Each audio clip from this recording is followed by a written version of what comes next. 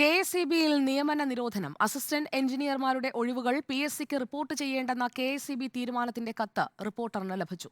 Assistant എഞ്ചിനീയർമാരുടെ 240 ഒഴിവുകളും sub എഞ്ചിനീയർമാരുടെ 400 ഒഴിവുകളും പി.എസ്.സിക്ക് റിപ്പോർട്ട് ചെയ്യാതെ കെ.എസ്.ഇ.ബി പൂഴ്ത്തിവച്ചിരിക്കുകയാണ്. Reporter big breaking.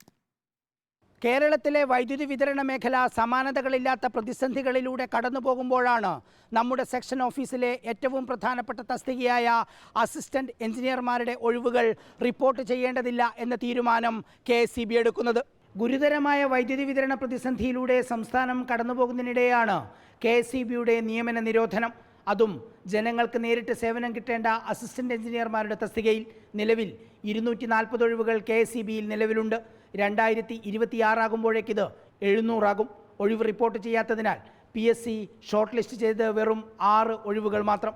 കെ.എസ്.ഇ.ബി പുനഃസംഘടനയുടെ പേര് പറഞ്ഞാണ് വിവാദ നീക്കം. ഒഴിവുകൾ റിപ്പോർട്ട് ചെയ്യേണ്ടതില്ലെന്ന കെ.എസ്.ഇ.ബി തീരുമാനത്തിൻ്റെ കത്ത് റിപ്പോർട്ടറിന് കിട്ടി.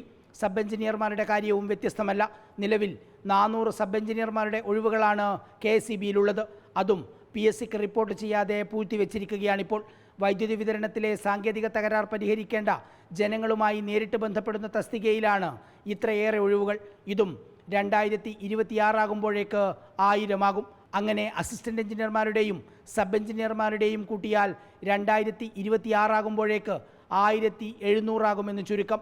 30,321 ജീവനക്കാർ മാത്രമേ ആകെപ്പാടുള്ളൂ എന്ന റെഗുലേറ്ററി കമ്മീഷന്റെ നിർദ്ദേശപ്രകാരമാണ് ഒഴിവുകൾ റിപ്പോർട്ട് ചെയ്യാത്തതെന്നാണ് വരുടെ കണക്ക് കൂടി വരുമ്പോൾ മെയ് മാസത്തിലാകെ 27,000 ജീവനക്കാരാണ് കെ.എസ്.ഇ.ബിയിലുള്ളത്. സംസ്ഥാനത്തെ 100 കണക്കിന് ഉദ്യോഗാർത്ഥികൾക്കും കനത്ത തിരിച്ചടിയാണ് കെ.എസ്.ഇ.ബിയുടെ നിയമന നിരോധന തീരുമാനം.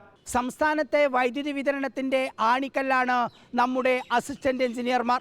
അവരുടെ ഒഴിവുകൾ പി.എസ്.സിക്ക് റിപ്പോർട്ട് ചെയ്യാത്തിടത്തോളം കാലം നമ്മുടെ വൈദ്യുതി പ്രതിസന്ധി അവസാനിക്കില്ല.